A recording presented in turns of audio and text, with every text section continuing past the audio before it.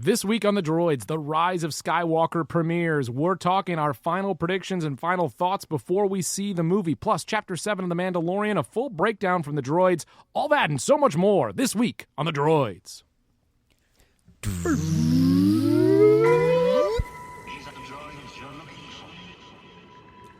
Hello and welcome in to the Droids You're Looking For, a Star Wars podcast, a brand new Star Wars podcast. This is the inaugural edition. I am Mike alongside Chris. Chris, we are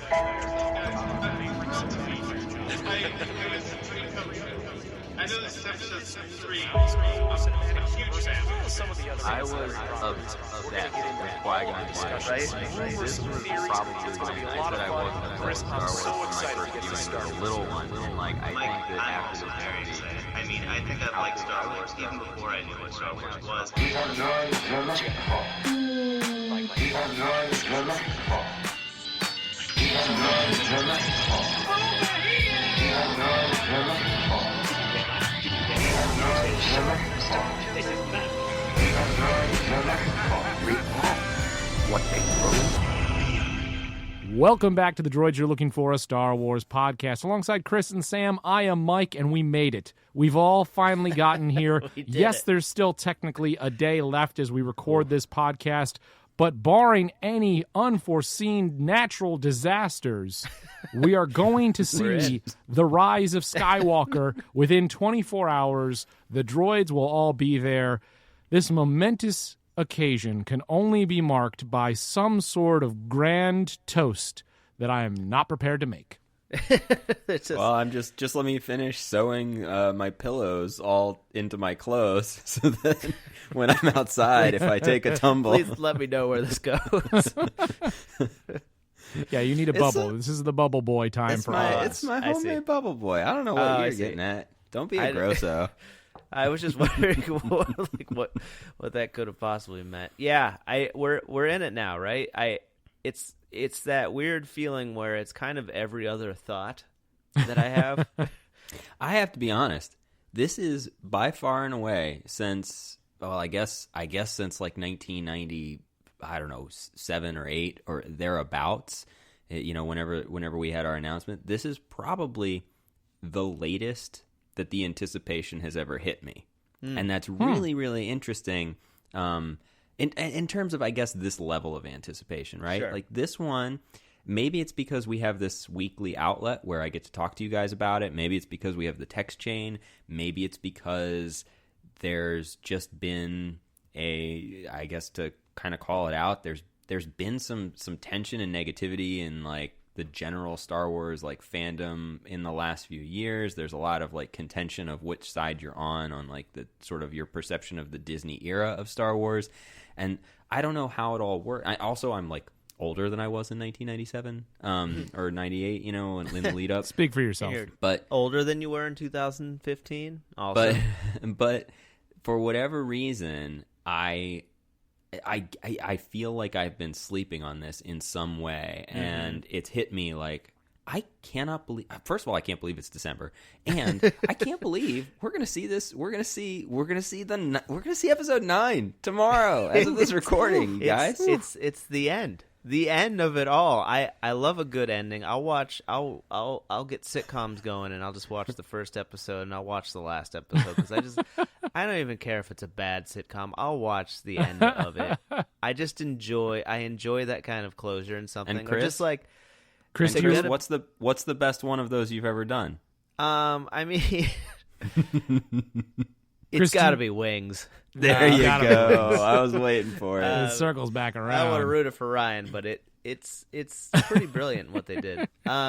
Wait, but Chris, you must love sitcoms that are canceled before their first season even concludes, because you get to that end episode really fast. Well, it is interesting to yeah, exactly. It is interesting to see what like creators do when they're like, well, this is it. So then it can go one of two ways. It can get real weird.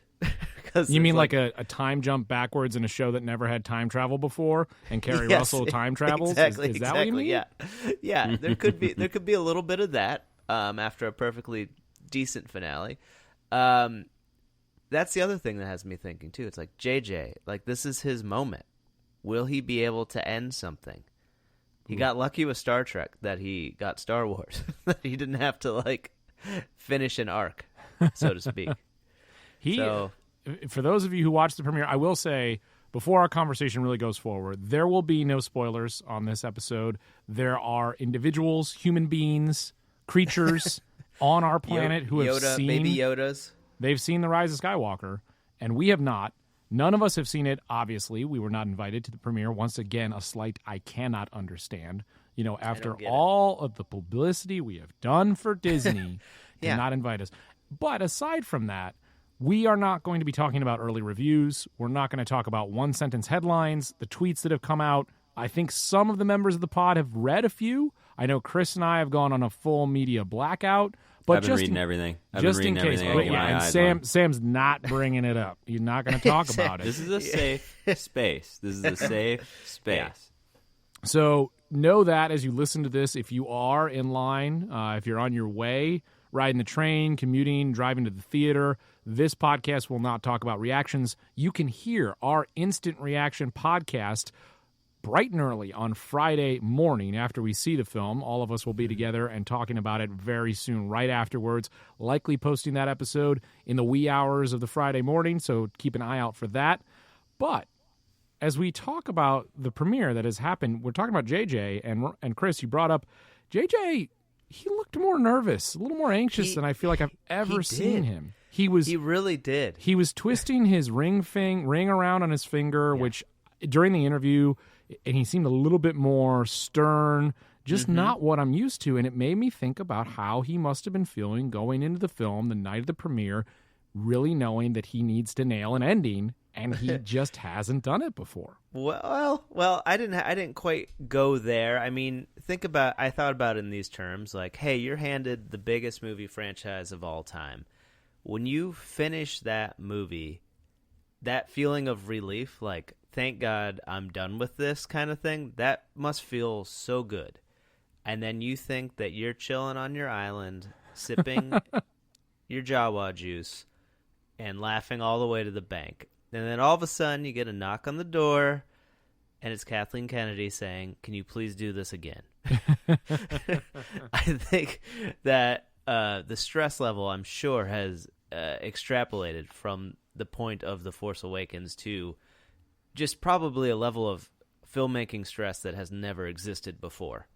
He was loose at The Force Awakens premiere. Yeah. This was not a loose JJ. I think like everyone at The Force Awakens premiere was like, we did it. Like, there was such a level of confidence that like they weren't even talking about the movie half the time. Well, let me ask a question. I mean, so okay, our own feelings notwithstanding, because everybody's obviously going to have their own individual experience of this movie, their own response to this movie. There's going to be people who love it, people who hate it, or whatever. But from Disney's perspective, from JJ's perspective, is this the Kobayashi Maru? Is this a no-win scenario? Okay, and what I mean by that is interesting. The way they've he famously depicted the Kobayashi Maru test, very yes, comedic to great comedic effect in Star Trek 09, which I recently rewatched in my JJ deep dive. Nice.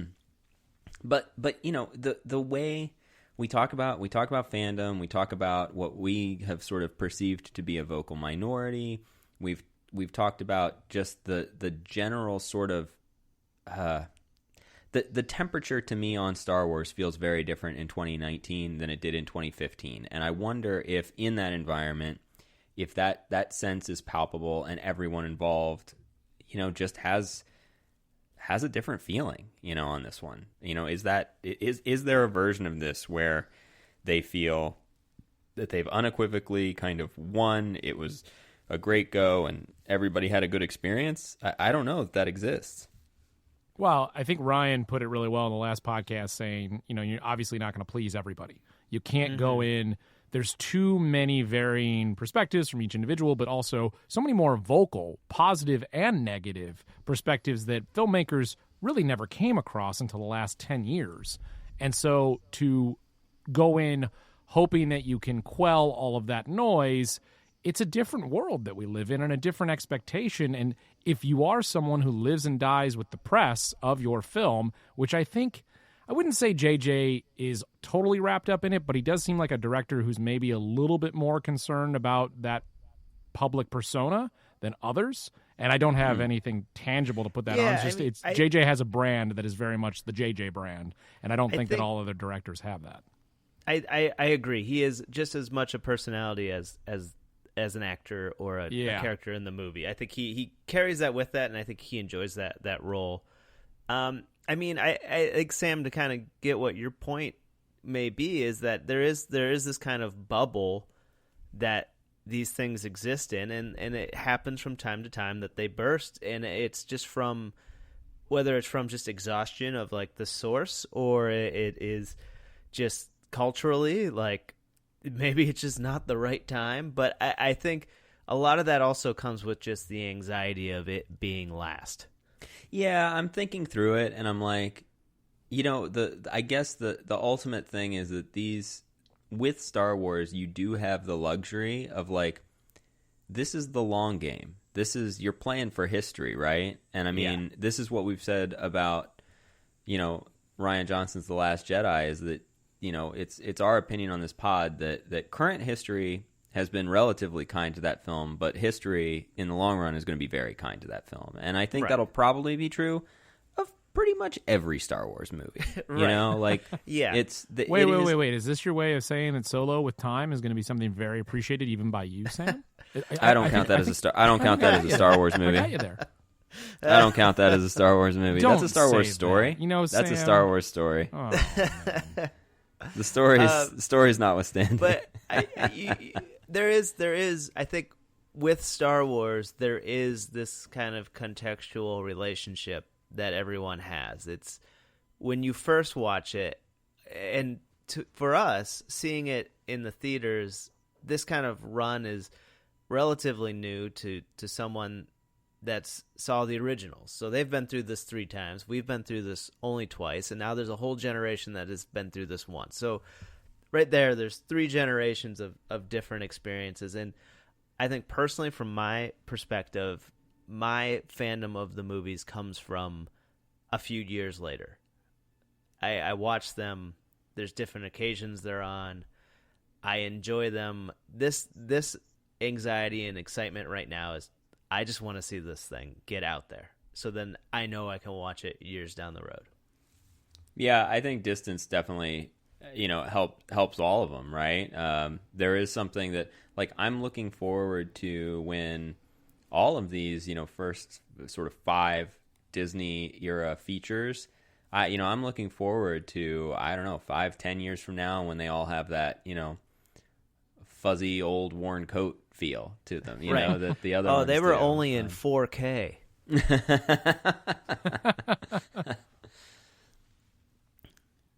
So yeah, I think the excitement has hit me. I guess to go back to where I started, the excitement hit me, and really it hit me in the last 48 hours, and I can't believe it's real. I can't believe we made it here. And I couldn't ask to be experiencing it with a better group of friends. I'll just take one last look. Here.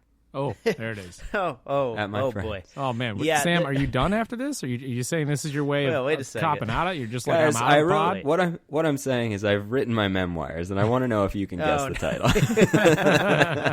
title. Be in gold all this time. Chris, you're talking about the way that you're just excited for this film to be out there, and then you can watch it over and over again. I love the first viewing of the movie, but I love the second even more. Yes. For me, when my brain really clicks in and I'm no longer sitting there, it's something about, because I'm just experiencing the story, which is phenomenal in its own right, but I think I can appreciate so much more of it the second time around. They're both great experiences, but it's just something that when I watch it the second time and I'm not all wrapped up in where are we going next, that it allows me to indulge and appreciate every scene, every line, every character, everything that is done with the films even more so, even if it's one that isn't as good as some of the others. Even if it is a story rather than a saga film, I still, on multiple and second viewings, find so much more to enjoy, and I cannot wait for that. And we're doing that very quickly after we see it the first time. Rogue One counts, though. Even if it is a Cannavale and not a driver, it's. I hear you. You really hit the spectrum right there. That was the bell curve at the top and the bottom. You nailed it. I think I hear exactly what you're saying, Mike, and I think this might be like learned behavior for Star Wars fans, because we went through kind of a dark ages of Star Wars from basically 83 to 99, where we didn't have it, but we knew that the movies existed. So anytime we got any little piece of story, anything that moved Star Wars forward, we were all over. And I think that kind of viewing is how we experienced Star Wars, where we basically knew what was going on before we saw it. And now this is like brand new territory. Even with the prequels, we knew how they ended. This is brand new territory. This is going in a direction that we have no idea, and that it could have repercussions for all of the other movies. We have no idea. In 2015, Chris and I and some of our friends, we went to see The Force Awakens. My girlfriend, now wife, Rachel, didn't join us for that. She was going to see it with her family that evening, and there were some train delays and a mix-up, and so she called me that evening. I was buzzing after The Force Awakens, and I got a call from her. 3 feet off the ground. She missed her family screening, and she didn't know what to do. So I said, "Buy 2 tickets for the next screening that's up. I'll come meet you." And I went, and it was there was a little bit of reluctance. I was like, I haven't even had time to digest or process this, but let me tell you, doing that's a high point for me. That's a high point of memory for me with Star Wars, where it was like the bang bang of watching The Force Awakens back to back, and the miracle that I was like, I can watch and enjoy this movie twice in a row without even a break. I didn't even have dinner in between. I didn't even have time to have dinner. I had to buy a bunch of theater food, which is what I'd had for lunch. So it was like I wasn't feeling great. So what you were saying is you were living the dream. I was living a dream, for sure. I think it was a fever dream brought on by sugar and salt levels that were through the roof. Sam, if you want to go back to me last December, one day that I had free of having a baby at the time, when I watched 4 movies in AMC on 34th Street without leaving the theater and only ate from that establishment, that's a fever dream. Wreck-It Ralph 2. I have no recollection of that film other than the grease just dripping off my face. You were sick for weeks after that. But Sam, you had a very nice moment there that I apologize that I interrupted. No. You reminded me of, because my experience Mike, we just had 2 nice moments. I see no difference between our moments.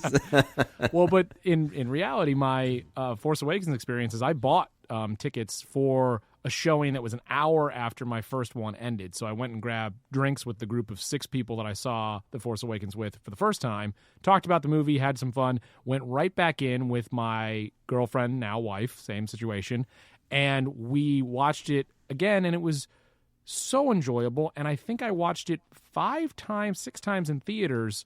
The only reason I didn't watch The Last Jedi as many times as theaters is that I ended up uprooting my entire life between when that movie premiered and then when it was out of theaters. So I think I saw it 3 times in theaters versus 5. I'm wondering where I'll get on the count for this one. How are you 2 feeling? How many times do you think you're going to see it in theaters, even though you haven't seen the movie yet? I'm going to pull a solid 4, I think. Maybe a 5th. I think the first 2 we're doing are non-3D, so I'm excited. I like 3D. I'm in the vast minority of that.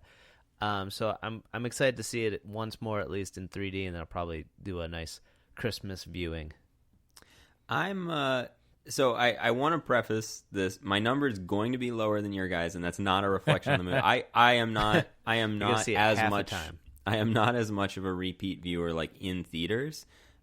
Just in general, that's the truth of it. But I wouldn't be surprised if I saw this at least twice and maybe a third time, which would be, I think Chris can attest, that would be a lot for me for a movie in the theaters. And the reason is the thing that, for all the, I mean, my God, in the lead up to this movie, people have been worried, is it gonna undercut The Last Jedi? Is it going to lean into The Last Jedi? Is it going to, is it going to ruin the franchise? Is it going to save the franchise? Is it going to this, that, or the other? Yeah. The thing is, you go back and watch J.J. Abrams' movies, okay? No matter what issues you may have with them, people have, cited, issues sometimes with the ending. Sometimes the plots don't quite hold together. He has a mystery box problem.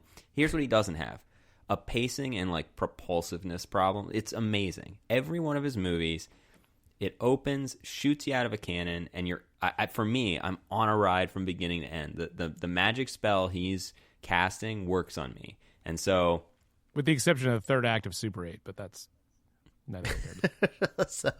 so specific. Well, I just say, Mike, I got to tell you, I've never seen Super 8. It's the only one of his films I've not seen. There it is. You haven't Wow. gone through the whole catalog then. No, I haven't. Oh gone wait, through have it. you seen Regarding Henry? Or Gone Fishing? He wrote those. I've definitely seen Gone Fishing, and I think I watched part of Regarding. I almost said Receiving Henry. Sounds like you've got your next 23 Receiving hours Henry's planned. a different movie. Yeah. Don't Google it. You've got some. You've got some time here, Sam. I think you got to get a whole run of Felicity in, and then I saw a lot of Felicity when I lived with you, man. Yeah, you watched. man. I think you went through it twice while I lived Scott with you. Foley, Scott Speedman. Just which one? Greg do we get? Grunberg? Anybody? Grunberg in there. I liked Speedman. I was always a Yeah. speed head. Well, I think, we'll talk a little bit more about the Rise of Skywalker at the end of this podcast, just with some theories, even though we've had a good, long conversation already. We know that there's just endless things that we could talk about this movie before it's even come out. I think what I told you guys in the text thread today was I've turned off my targeting computer. I feel ready to go in and watch it and just have a good time. That's what I'm excited about. Sitting down, watching a movie with my droidy boys, and just enjoying it. And then just this is like the moment for Star Wars fans. I'm sorry, Mike. You were doing such a beautiful transition, but I have a question that I need to interject here. We are going to be at a theater where they serve food and drink, including adult beverages. Will you guys drink humble brag. during the movie? No. Ooh, I will. I will drink profusely. No, I'm gonna get schlitzed. Rise of Skywalker. I mean, if they're serving the fuzzy tauntaun, I guess I'm gonna have to have that. Yeah, I mean, I'll have one, but I'm not going for broke. I'm just curious if people if people teetotal during their honestly, first experience or anything. What happens to me is I will fall asleep. So I don't. No matter how excited I am, I'll watch it. And I'll be like, Chris, how? How? It happens a lot. It happens more than you'd think. But It's only the movie you've been waiting your entire life for, and you're going to fall asleep in it. well, it's like those goats that get so excited they fall over. Yeah, Chris gets so excited when he sees a beer, he falls over. I fall over. So no, you're right. I don't know. Maybe I'll get a coffee. I'll get a coffee. Sounds like a TBD. I'll get a coffee. Sam, you gave me a great opportunity that, maybe some people are going teetotal, or they're just getting served by a droid some tea that you have to go through a whole tea training montage to see that he can serve his tea. Oh, beautiful. Give it to me again. We make our way to Chapter 7 of The Mandalorian. Of course, make sure you follow us on Twitter, Facebook, Instagram, DroidsPod, The Droids Podcast. Email us, droidspod@gmail.com. YouTube, DroidsPod. Check out the playthrough of Jedi Fallen Order. Chapter 7. And correct me, I believe I've already forgotten the title. Either one of you remember the title of this episode? You boy. I'll get it while you start. Lead in without the title. I think I got it. The Golden Years.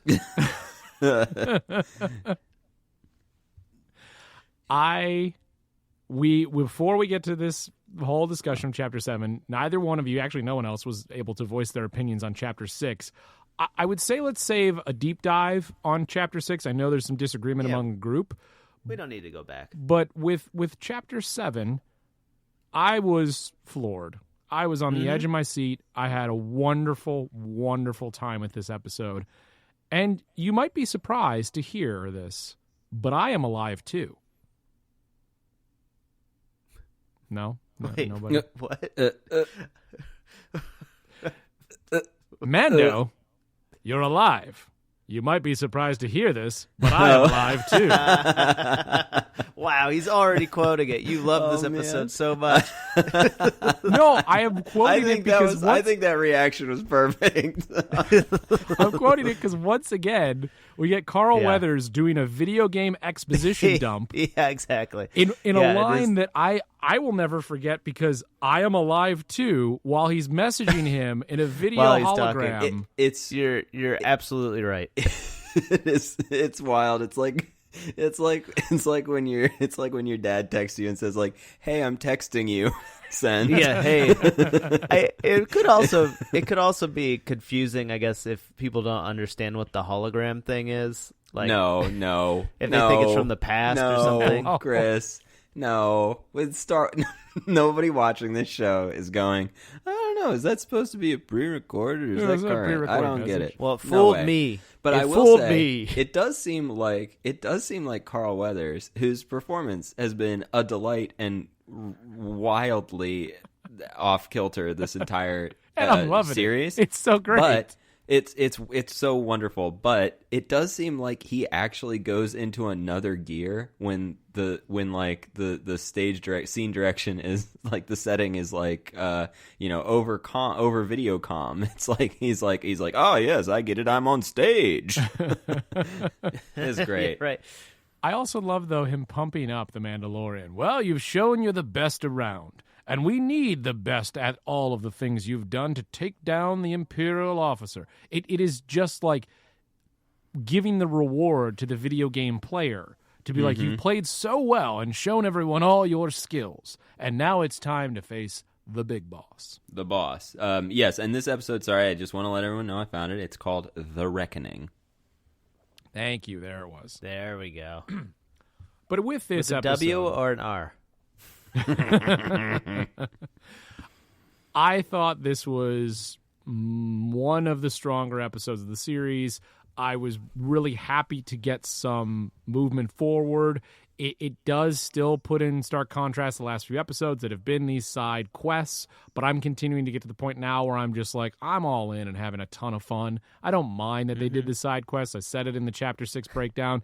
And to now get to the point that we're seeing more of where this story is going, we got more Imperial troopers. We got running around and going to different planets to pick up a motley crew to go in for a fight. We had a dragon or a Minoc attack, a giant Minox. I don't know if that was what they were, around a fire pit. I was thinking Minox as well, yeah. But I mean, so much in this episode, and including the ending, it was one of those where I was throwing my arms up over my head like, whoa, I couldn't contain my reactions, and that's not usually the way I watch things. That was a lot of fun. I had a really good time watching that episode.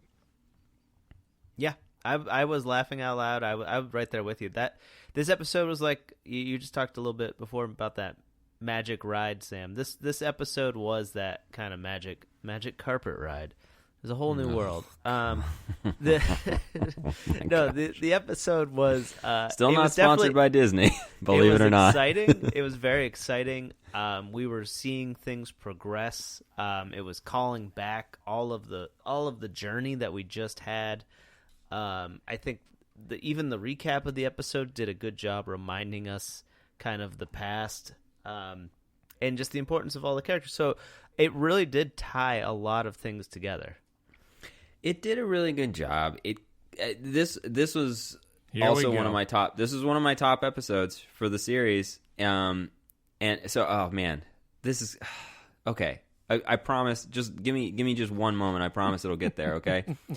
I've been losing steam on this series because it's been really disappointing me that like the identity crisis that it's having of like wanting to be this long form serialized story, but then also trying to be a sort of Rebels or Clone Wars-esque episodic adventure.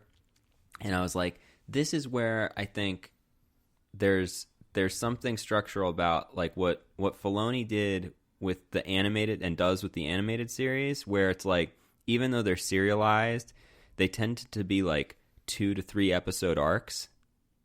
And I'm like, yeah, that would have been perfect for this series. Like if we spent 2 or 3 episodes on the lake planet with the community people. And if we spent 2 to 3 episodes, getting a sense of, Ming-Na Wen's, hunter after him before getting here, or if we spent 2 to 3 episodes with the mercenary guild, or where he doesn't have a home with bounty hunters anymore, so he's kind of a freelance mercenary and thief or whatever. I think a little breathing room to those would have aided what I'm feeling, where when this episode started, it was frustrating to me because I was like, oh, here's clearly where the arc was meant to go. This is what they had before the episode order went up to 8, and they had to fill it in a bunch of, now I feel like it made me feel like they had been wasting my time and I'd been killing time, treading water, for the last few episodes. That's where I started. This episode. It's not a good place. I freely admit that. It's a bad headspace. I told you I've just been I haven't been in prime Star Wars fighting shape. But man, the Cannavale effect. Deborah Chow. I'd say it took me a while too. I actually wasn't as enamored of the episode the whole way through. I actually thought I was stuck in that rut I just described, through the whole sort of team assembly. When they went back and got everybody back together, I was like, yeah, I get it. This is clearly what was designed from the beginning, that we skipped over and, backpedaled on for 3 episodes. Wait, the majority of that team he had to bring together from the different episodes and the different missions that he had on the different planets, with the exception of, obviously, didn't take anybody from the last episode on that heist. Everyone in the episode that he assembled was introduced in the first 4 episodes. Yeah, but I actually think that then still, with Cara Dune being a character from the 4th episode that is considered an episode that was a side story and not part of the overall arc, it's an example of how you can bring in characters from other missions. I think that they just didn't have a place for anyone, because Cannavale was dead. Thankfully, we didn't need him back. And there was not anybody from the heist group that was going to join him. So I think it still shows that you can have these side quests and have it come back to impact the larger story. I know I see your point with Cara Dune. I still think she was conceived early on. She was put in the show early enough on. This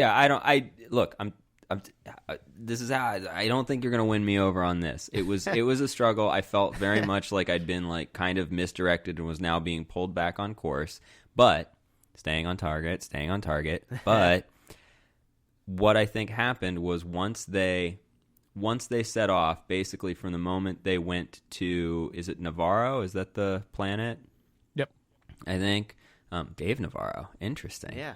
When they went back to Navarro, from then on, I was like, Deborah Chow totally had me. Or I guess even on the ship even. When there's some great stuff on the ship and the chemistry of the crew they've assembled, that I got excited. And baby, I'm back on board. I love the Zen meditation of the rebuilding of the robot and the patience it takes to slowly retrain someone's whose mind, that kind of stuff. That's the things you see in old samurai movies, or what Westerns borrowed from old samurai movies, which I thought was just phenomenal. I think they gave every character that they introduced in the first 4 episodes a little more depth and a little more motivation and drive. And it was cool to kind of see everyone come back together. I was very excited about this episode from the get-go.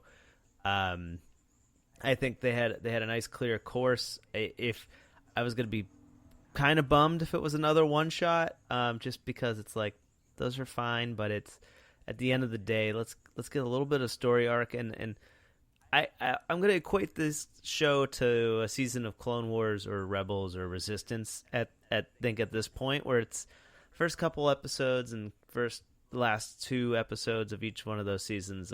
That's kind of the meat and potatoes of the series, and that's what makes you want to watch more next season. I don't know. I think Rebels did a nice job of having episodes, and even what Sam was saying, little arcs within that, where you had 2 episodes where you felt like Ezra had a journey that he went on that also gave us more insight into the Force overall. I think the last season. I'm not restricting it to episodes in the middle or little arcs. I just mean overall. I think there's just little pockets of episodes, and it's surprising that they did it with.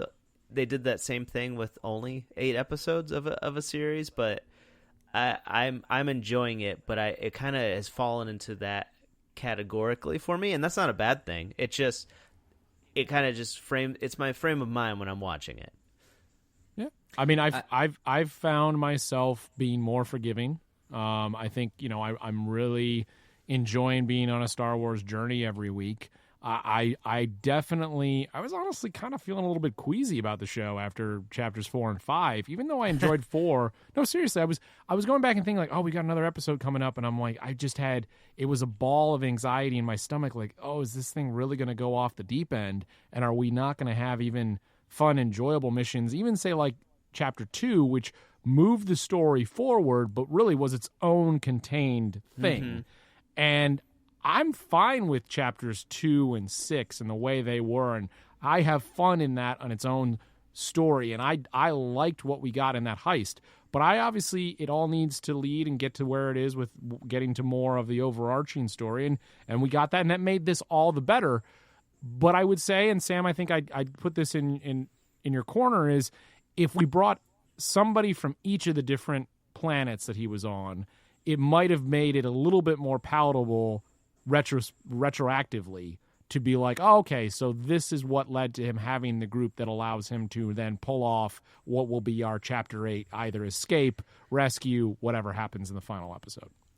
Well, I think it would have helped if there had been someone from episode 5 and 6, if there had been something with, Ming-Na Wen's character or something with, Well, I think we're going to get Ming-Na Wen in the back. Ming-Na Wen's coming back in Chapter 8, because remember the end with the Spurs, as the character found her body, or presumed dead body, they're not leaving that hanging out there without anything to pay that off. And also, I don't think we're going to see the end of IG-11, obviously being a killing machine, because the T training montage was meant to be more than just, oh, he now serves T.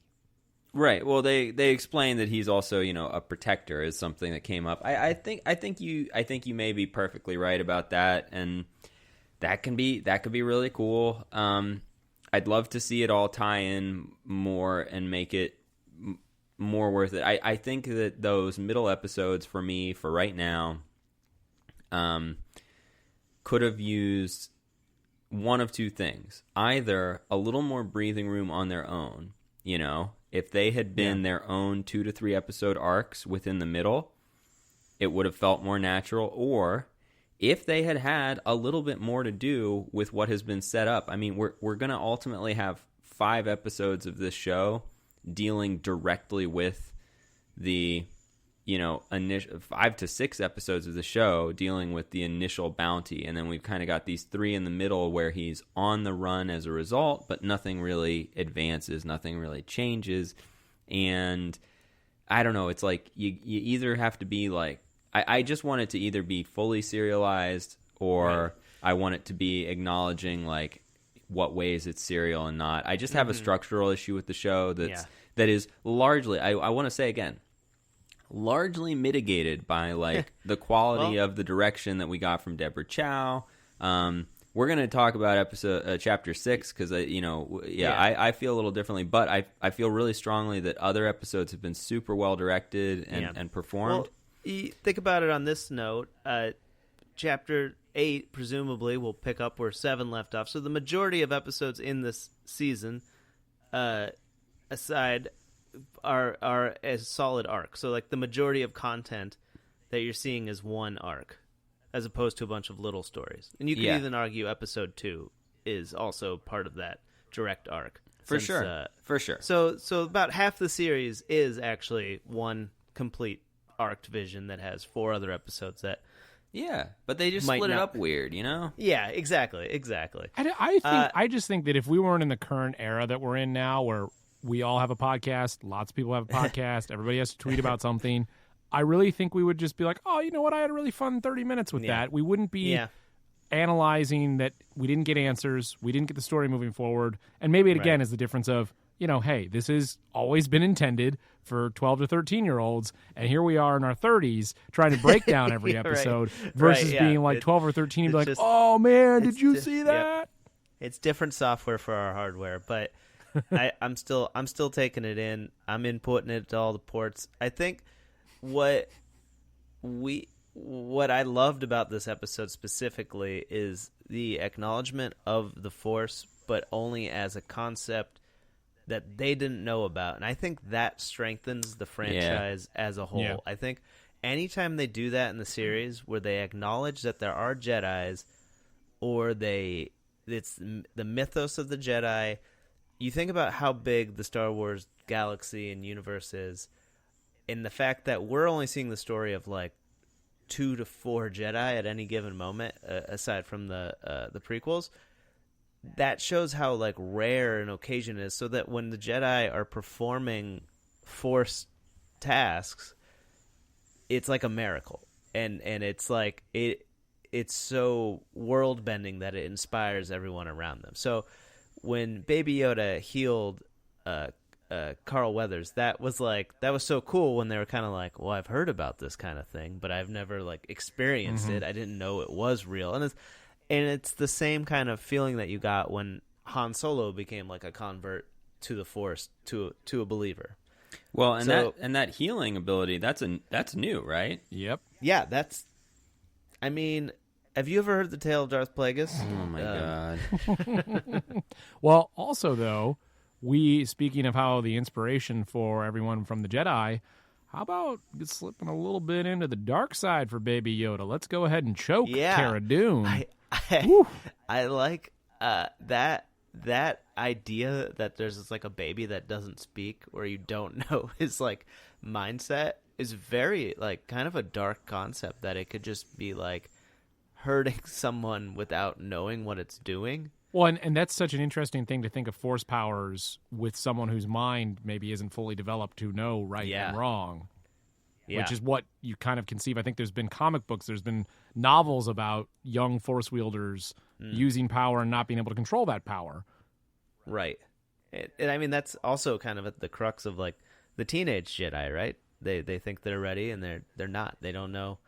But wouldn't that be on the Wills though, or does that not count? I feel like the Wills should know better. No, I think the Wills. It's a symbiotic thing, man. It's a symbiotic relationship. So they can only be as smart proportionally as its host, if it's a symbiotic relationship. Do we have any other canon about the Wills other than Rogue One, where the Wills are mentioned? I mean, so Qui-Gon does talk about the symbiotic relationship, but he doesn't mention the Wills, does he? No, yeah, that's the midichlorians. You're right. But he does say the word will. No, he says that's different spelling, Christopher. He says will. He says did Will do that? Yeah. I don't know, sorry. I was he might have said well also. But they do describe it as an organism, but they'll never talk about that ever again.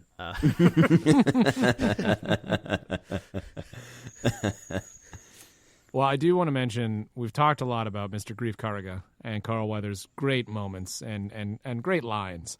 One of my other favorite ones, and I think this is pretty true for our conversation when we're talking about the difference of opinion on some of these last few chapters, is I got my hackles up, because if an ex-shock trooper is with us, they all get their hackles up. I loved it. Hackles. Yeah. I think the performances in this episode were particularly good too. Yeah. Oh yeah, like Nick Nolte bringing it. Werner Herzog, he says what he goes, libation, like that. That was bizarre and like weird. I think he might have thought that he was actually there. I think this episode was well conceived. I think Gina Carano's good in this show. I think she's legit really good in this show. I feel like there's some hesitations early on. I think she's great. she's the perfect kind of character. I liked her fight scene where they were two tied together. Oh yeah, It seemed a little uncharacteristic of that village. yeah. I Like, was that I they were all struggled pretty with that. like calm and peaceful before. Like it didn't seem like an activity that the whole village would gather around and partake in. But Well, hey, look, every local watering hole has a different night of, calm Yeah, night that's versus true, that's true. Metal or what magnetized beam fighting night. yeah, that's right. Or it could just be maybe they got a little rough after that battle. Maybe they're kind of they got to get Amped the up. stress out somehow. Yeah, They got a taste for blood, and now yeah. Right now that's all they do. now it's like all They- it's all gladiatorial. Just like betting on people fighting. I don't know. Doesn't seem like- There's been some inconsistencies of the show, and I still stick with. I think for me, the first sort of half of this episode or the first third,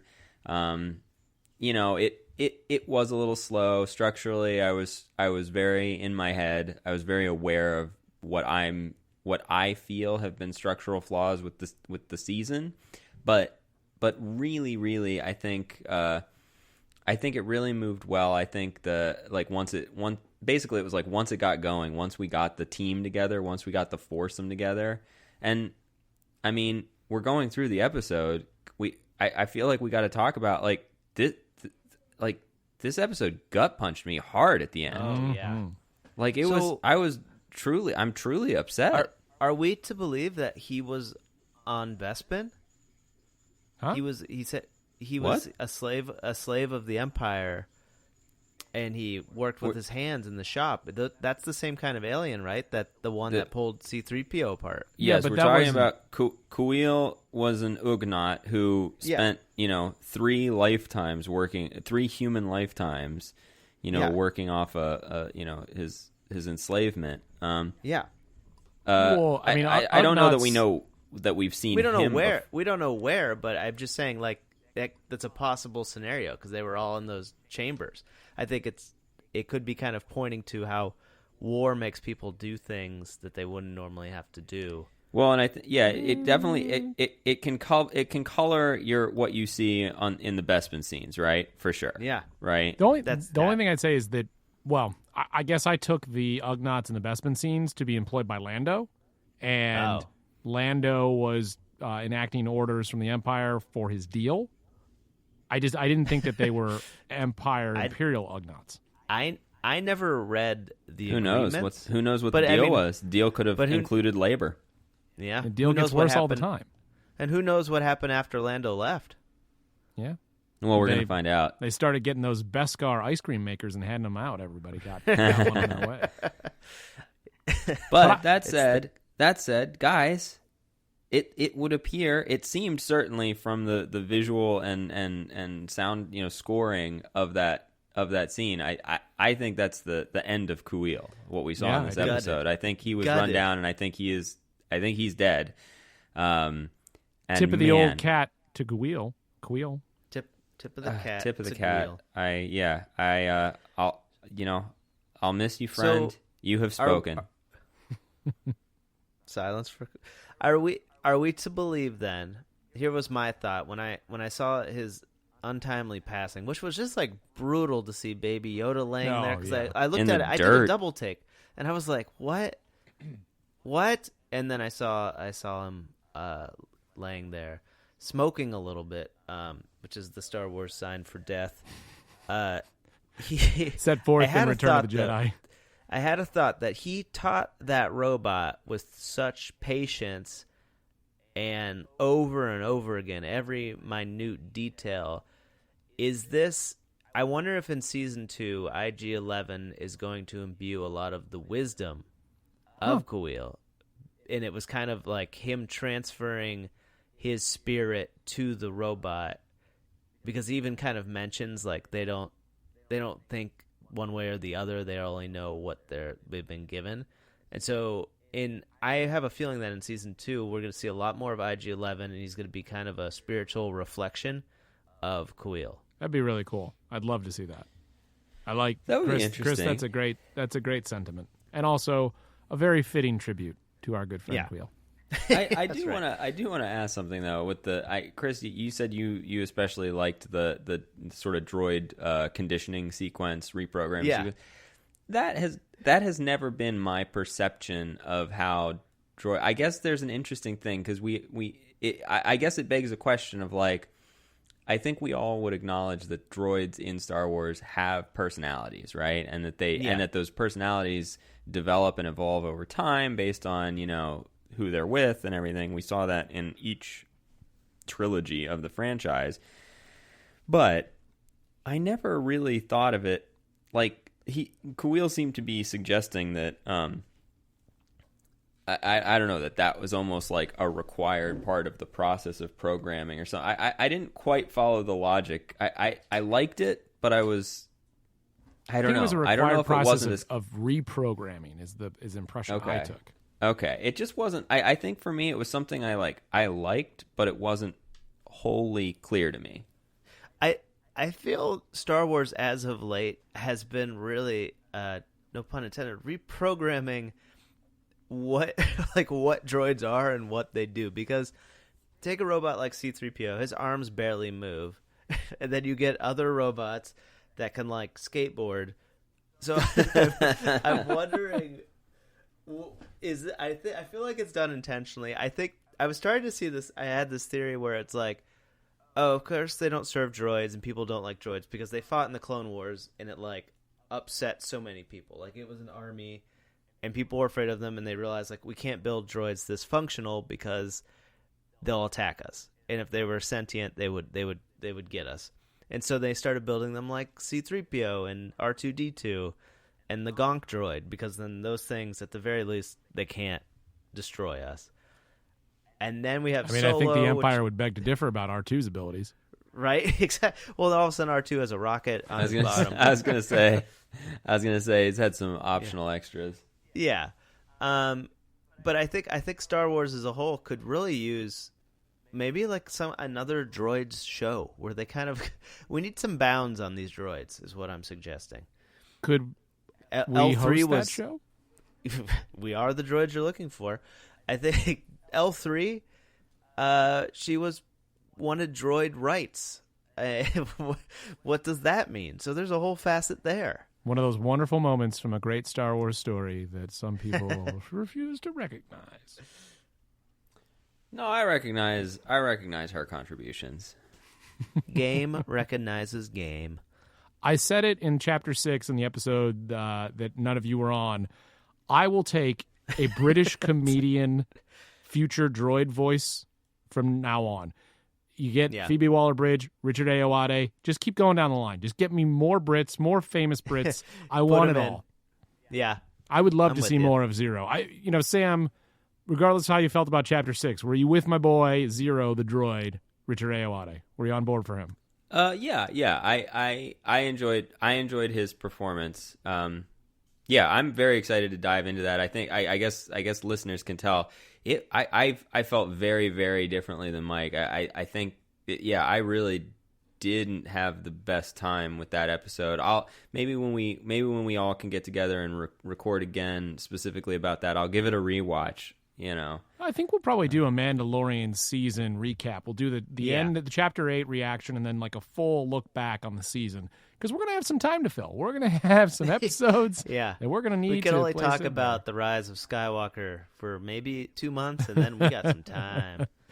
But we talked about Deborah Chow. Taika Waititi is in this episode, again, as IG-11, briefly doing the voice.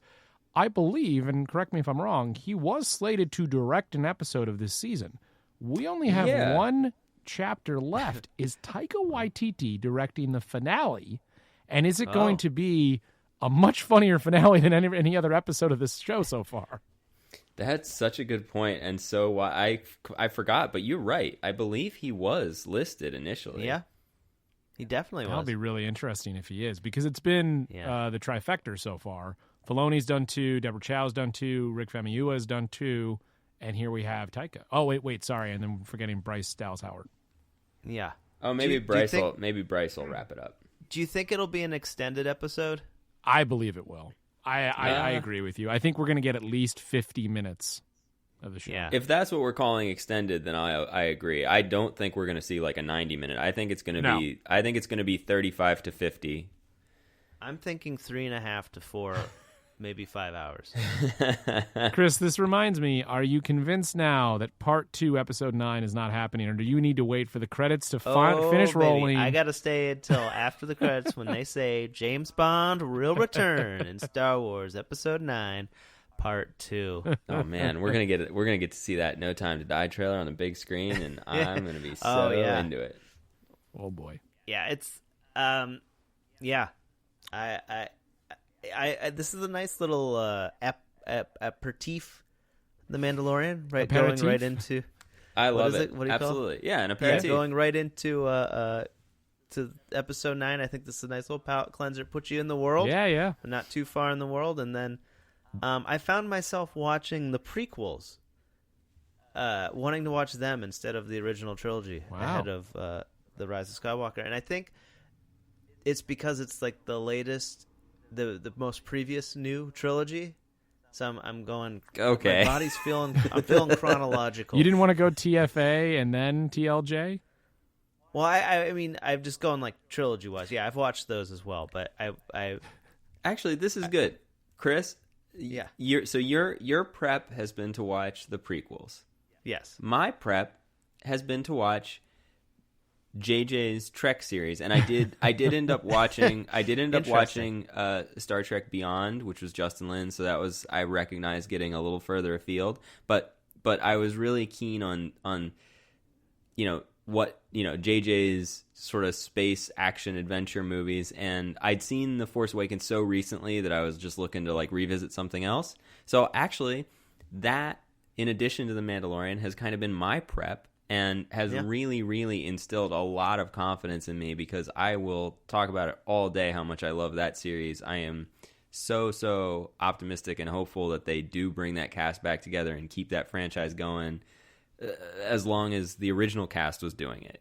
I think there's something special. So that has really pumped me up. I can't wait. Mike, this feels like, what have you been doing to prep? What's your diet? It's funny because I talked with Ryan a little bit about it. I had an intention of this past weekend to watch as much Star Wars as I possibly could. Just get it all in. Life got in the way, and it made me think that I'm getting too old. I'm getting a little bit old because too old for this. Well, even Endgame, I watched, I believe, almost every Marvel film in the months leading up to Endgame. That's impressive. Wild. Well, I don't know how you did that. Yeah, but you kept it at like one, and I did have a lot of work travel around that time. You so you knock them out of the plane. I do remember that you did. Yeah, and so I haven't had any work travel recently. I have only been able to watch, obviously, The Mandalorian the past week. I only have watched the first 40 minutes of A New Hope, and tonight I was planning to watch Force Awakens and The Last Jedi. I'm guessing by our recording time, I'm maybe getting through The Force Awakens. Yeah. For those of you listening who happen to also work at the same place I do, if I work from home tomorrow, I am not watching The Last Jedi. But I really did have this kind of like self-analysis, self-awareness of like, what's happened? This is not who I am. But there's the reality of just not having the time, and it's really eating away at me, because I've heard people for years say, "Oh, I didn't have the time to watch new things, let alone rewatch things." And I'm like, "What do you mean you don't have the time? Just find, like, watch it one night. What are you talking about?" And Mike, I'm here. I am. Well, Mike, you've seen Star Wars enough that it makes up for it. Yeah, wait, do you Mike, do you remember what happens in them at least? No. You've made up for the people that have said, we've all made up for the people that said they don't have enough time to watch them enough. We literally started this conversation by saying how many times we'll see it at the movie theater. Well, and that's the thing. Yeah. I think your ground is covered as a fan. But no, I do feel you too. I had delusions of grandeur to watching the whole everything, and then I had to just pick one lane, or else I was getting overwhelmed with the scroll of Disney Plus. I was just swiping through and watching a bit of this one, watching a bit of this one. I have been keeping up with Resistance this season, week by week as well. Oh, nice. And and so I feel like I've had these like small doses throughout the year, and so it's really helped kind of curb the microdosing, of course. Yeah, microdosing. And I have to say that Resistance Season 2 is not often talked about in any kind of Star Wars thing, as I could see. Definitely not here. Definitely not here. It's actually Season 2 rounded up to be something much different than Season 1, but it's pretty good. It kind of just goes into the intricacies of an invading army and how sometimes sides are drawn, and like it's kind of about tactical espionage. It's very good. It is pretty closely tied, I think, with kind of the Last Jedi kind of vibes, and I think I'm interested. There's not going to be another season, is there? No, I think they said it was done. Yeah, so I'm interested to see how it kind of wraps up and ties into stuff. But they've introduced some neat ideas. It's pretty far from the Force, though, I think. So we'll see. Anyone wondering that maybe the perfect time for The Mandalorian would have been like a month and a half after Rise of Skywalker hit? I mean, I'm really enjoying my microdoses of Star Wars and The Mandalorian and feeling like this has been a really nice build-up. But when you think about overlapping like this, you almost wonder if it would have been better for them. But you had to launch in a big way on Disney Plus, and if they didn't, Disney Plus wouldn't be in the constant topical conversation. I wouldn't be surprised if in 6 months we get a tease of a Mandalorian special. What do you mean a special? Oh, like a life day? Yeah, like a life day. No, but like a longer form episode. Oh, well, I mean, I think they're already shooting season 2, so they're shooting season 2, but that's probably 2 years out, I bet, right? Or is it next year already? I don't know. They're turning these things around a lot more quickly these days. The only reason I say that is that it's trending like the way the episode structures stuff it goes. It's trending like Doctor Who. Yeah, and Doctor Who does the same process. Is that they'll have a season, they'll wait about a year and a half, but in that year and a half, you get a special like one-shot episode. And it's usually with some like stunt casting or somebody famous. It'd be cool to see if they did that. Yeah, I would love it. One thing I want to talk about with Chapter 7 before we stop talking about The Mandalorian, the fire scene where they're all sitting around roasting some sort of creature and then the Minox attack, that was my first kind of like jump moment, not just because it was like a scary jump scene, but just I was not expecting it at all, and I thought, all right, this show surprised me, and I'm thrilled to be surprised. And then the Quill scene at the end also surprised me, and it just it made me feel young again. Made me feel like that 12-year-old. I thought that Minox was going to get Stubbs' hand. I know you. You're the Minox that took Stubbs' hand. I also thought we really could have used a character who in that moment was just kind of like, all right, I'm out of here. What, flying Minox? No. And then when Yoda heals Grief Karga, just somebody that goes, nope. That's where you put Eugene Cordero. Yeah. There you go. Yeah. They could have picked those guys up on the planet. But it would have been a great moment for somebody to react. He's like, what? This thing can heal people? No. I'm out of this. Yeah. Because, the voice of the audience, kind of like Han was early in Star Wars, where someone who is a skeptic voicing our concerns and reactions, that would have cut just a little bit of the moment, which would have been fun.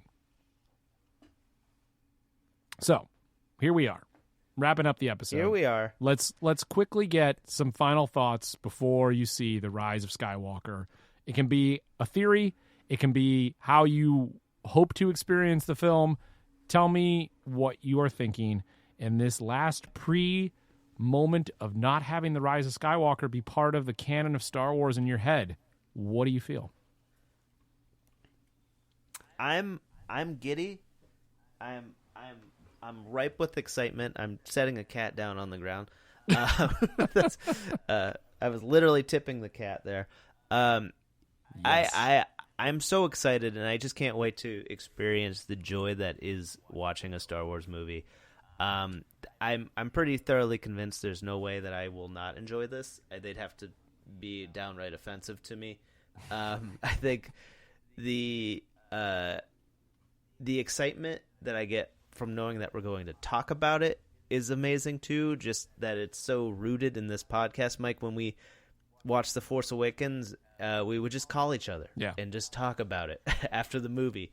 And it's kind of the genesis of this podcast, is that every time there was a Star Wars thing, we would just call each other and talk for a few hours, 4 or 5 hours, just about what we saw, what we thought the future was. And it's only gotten better from there. Exactly. Like to be here now, and I don't want to interrupt where you're going, Chris, but it's just like I'm so thrilled that we're here now at this point where we talk about Star Wars like this. Yeah, and never in our wildest dreams did we think we'd have like this going on weekly, and then we introduced Sam and Ryan. So it's really kind of the culmination in the closing of that chapter. But as we all know, every time a something closes in the Star Wars universe, it only opens up a door for something new. So it'll be good to kind of close this chapter down. I'm excited for the finish. I'm bittersweet, sad to see this cast and lore kind of go away and become a legend. But I mean, that is we are what they grow beyond, as we say every episode. So I think I'm incredibly excited, and I can't wait to talk about it afterwards. I'm hyped. I want to see what Ghost Jedi we get. I want to see. Are we seeing Liam Neeson? Yeah. Are we We're seeing seeing- Ewan McGregor? Are we seeing Aiden Christensen? Are we seeing Yoda? Are we man. going to? And I don't want to. Are we going to potentially see a Ghost Leia or a Ghost Ben in this movie? You know, Jeez. I think there's a lot of big questions. I can't wait to see it. Those scenes tend to be the ones that really just get you in the emotions, and that's what I'm looking forward to. I got to give you a real quick hot and fresh. Ready? Pan down. Earth. 2019. Oh gosh. Billy, come on for dinner. Billy opens up a drawer on his desk, and it's one of the books that Ray has. But you know how he closes the door on the drawer? The drawer? You don't close the door on the drawer. You know how he closes the drawer? Oh, he uses the How, Force. Chris? Oh man. He uses the Force. Wow. The drawer shuts, and then he runs to dinner, and he plays with like his Buzz Lightyear action figure. 'Cause it'd be like a Disney tie-in. I'm like, what were you reading? And he'll go, nothing, Mom. And then Buzz Lightyear will wink and fly away. I don't know how I follow that. So sorry. I was trying to think about it, and what I'm excited about maybe most is the last John Williams score of a Star Wars film. I have always, and this goes back to earlier our conversation, when I see the movie the first time, I'm always kind of like, the score wasn't as memorable. And then I see it again, and I'm floored because I can pay attention to the music a lot more, and I realize how spectacular the score is. That's what I felt after The Force Awakens. I was like, I don't know if John Williams is really bringing it anymore. And then I went back and listened to it, and I was like, oh, what am I thinking? Because I had wanted that big fanfare when Kylo Ren first walks out, but the big fanfare is when his ship first appears over the planet. It's still there. It's just when I saw it the first time, I'm like, where's that fanfare that I'm used to? And so the multiple viewings always help. But I can't wait to listen to new John Williams music within the film. I have not listened to the soundtrack that is already out there. And to continue to see lightsaber battle on screen, the Falcon flying through the air, a dog fight, X-Wings, all the things I love about Star Wars. And I know this is just buying into the nostalgia of what we've always had, but these are quintessential Star Wars that can still play into a new story that I just love that on screen, and wait for moments like in The Force Awakens where the Falcon, Rey shuts the power down to line up the shot for Finn. Something like that again, because I know that JJ is going to bring that to the table, and I can't wait to experience that for the first time, and I can't wait to watch it over and over again, because there's going to be new set pieces for some of our favorite parts of cinema coming up in less than 24 hours, and I'm giddy. I'm giddy about that, regardless of other reservations I have. I'm so excited to sit in this theater and watch what are these incredible set pieces in my favorite franchise. Could not have said it better, Mike. There it is. Well, that will do it for our last pre-Rise of Skywalker episode of the Droids You're Looking For, a Star Wars podcast. Join us for our instant reaction as all the droids see the movie together and react right away to what we experience as the conclusion of the Skywalker saga. Then we will also be back to talk more very quickly after that. We will have more episodes and really enter into another era of Star Wars as the Skywalker saga concludes. We didn't even talk about the fact that Kathleen Kennedy has been interviewed about we may not be getting trilogies anymore. We may get only individual films. Really interesting about what's next for this franchise. But savor it. Enjoy these moments. Enjoy experiencing the film for the first time. And we will catch you afterwards. This has been The Droids You're Looking For, a Star Wars podcast. I have spoken. Annie? Boring conversation anyway. You might be surprised to hear that I am alive too. I kept thinking also that Anthony Daniels should call his book Hands on a Hard Body 2 TOO. That's pretty good. I was cracking myself up for so long.